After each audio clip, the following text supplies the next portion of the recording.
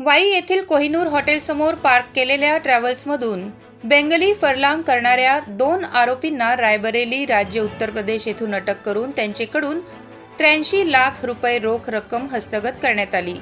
22 February 2024 रोजी रात्री 10 ते 10:30 वाजेच्या दरम्यान बोपेगाव तालुका वाई गावच्या हद्दीतील हॉटेल कोहिनूर येथे जेवणासाठी sleeper coach AC Dolphin Travels MP 09 DD 1954 ही थांबलेली असताना फिर्यादी जेवण करण्यासाठी हॉटेलमध्ये गेले। त्या दरम्यान सदर ट्रॅव्हल्सचे सीट नंबर 25L वर ठेवलेले लगेज बॅग मधील फिर्यादीच्या ताब्यातील 96 लाख रुपये सदर ट्रॅव्हल्समध्ये प्रवास करणारे 2 अनोळखी प्रवाशांनी चोरून नेले होते।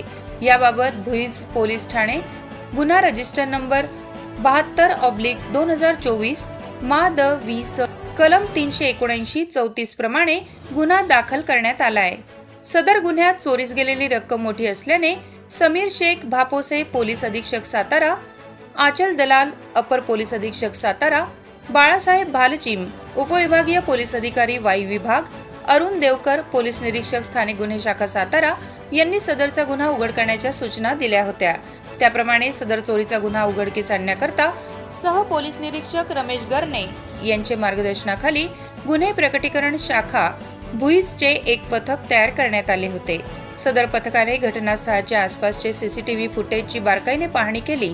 त्यामध्ये 2 संशयित इसमांच्या हालचाली संशयास्पद आढळून आल्या।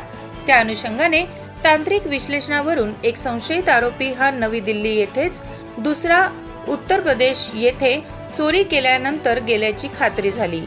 त्यानुसार माजी पोलीस अधीक्षक सातारा, अप्पर पोलीस अधीक्षक सातारा, उपविभागीय पोलीस अधिकारी वाई तसेच पोलीस निरीक्षक स्थानिक गुन्हे शाखा सातारा यांच्या मार्गदर्शनाखाली भुईंज पोलीस ठाणेकडील गुन्हे प्रकटीकरण शाखेचे पथक नई दिल्ली येथे आरोपीचा शोध घेण्याकरता रवाना झाले।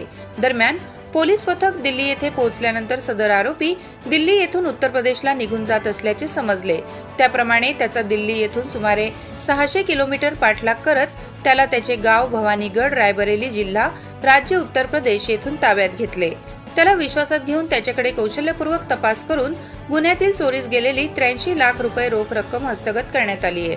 त्यानंतर त्याच्याकडे विचारपूस करून गुन्ह्यातील दुसऱ्या आरोपीचा शोध घेऊन त्यालाही पडरिया महाराजगंज रायबरेली जिल्हा राज्य उत्तर प्रदेश येथून ताब्यात घेतले आहे।